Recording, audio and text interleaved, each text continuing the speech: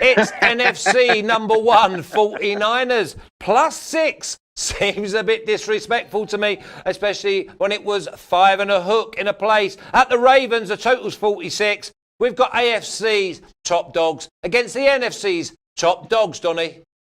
I mean, the Ravens looked sensational last night. And, you try to take some odds and ends and you say, because I liked the total last night and it got there, thank goodness, just because it was the Ravens.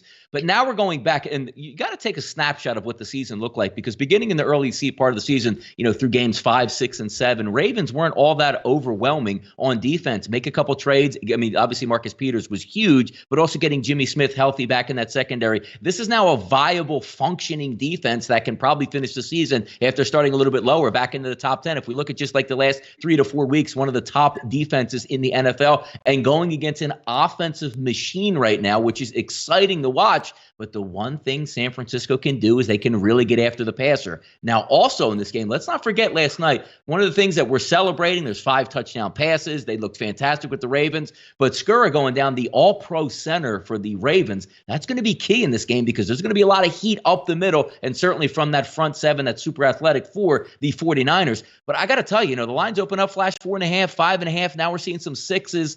Everything in my power wants to say, like, dude, that's the San Francisco 49ers. That's their number. They're going to bring some defense. They're going to play hard. They have a really creative offensive mind. They have a quarterback that's not shy like Jared Goff was last night. But getting back to it, Flash, this team is annihilating everything in their path and are going to be at home this weekend.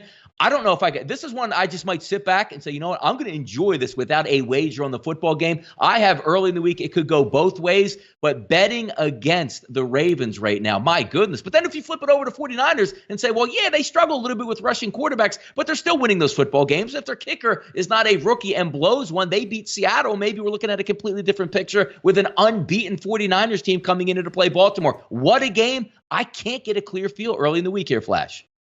Listen, there's nothing wrong with not getting a clear feel when we've got 2 outstanding sides.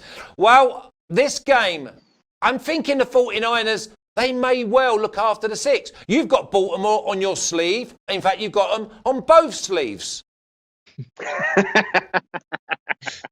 I love the Ravens. Love the Ravens.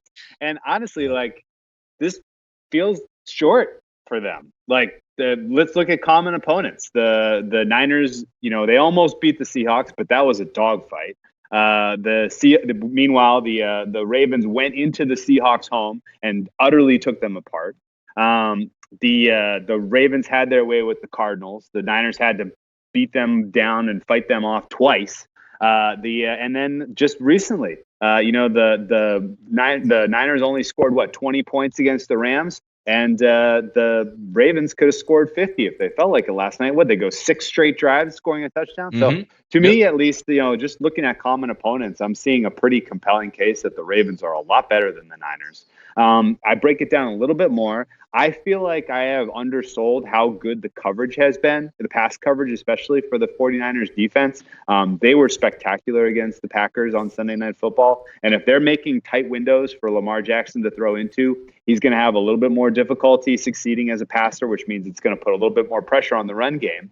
The front 7 for the Niners has speed. They have bodies. They can definitely do a more formidable job of stopping the run than anything we saw from the Rams last night. And then you flip the script, and I think in general, the Baltimore Ravens defense has come on strong and now is one of the better units in the entire NFL, playing at home with the crowd behind them. This sets up really well for an under, in my opinion. I think the Ravens likely get the win by about 7 points, maybe by 10. But I think this thing comes in well under the total of 45. It won't be a surprise to me if the losing team in this one has something like, say, 17-ish points. I'm handicapping this one around 24-17, 27-17, something like that in favor of the Ravens. And I'm going to take under 45 as my play on this one. And, I think a lot of people are expecting this to be kind of, an exciting game that they're going to see a show. But it wouldn't surprise me at all if at the end of this one we're talking about how, okay, there's a defense that finally has figured out a way to put pressure on Lamar Jackson and the Ravens and is holding them down into the 20s. Meanwhile, people are like, oh, wow, we really have missed the boat here on one of the more elite defensive units in the NFL with the Ravens. So give me the under 45 here, and let's see a good old-fashioned defensive showdown. So the Whale Capper kids' inheritance is going on the unders. I like it. This is of all the ones on the board, this is probably one that I'm the least confident in. So I don't know about inheritance, but but from the standpoint of I know I'm going to watch every single minute of this game, and I'd like to have a little staking interest. Give me the under. No, I get that. And I think that will probably be the majority of the people who are interested in NFL, love NFL, and know nothing about NFL. I think there'll be new viewers just because of this game and the spot. You're going into the backyard of the Ravens, AFC, and obviously they're going head-to-head with the Patriots. But work that one out. We've got the Patriots that are stuttering every single game, and you've got the Ravens blowing everyone away. So for me, the Ravens are the real deal.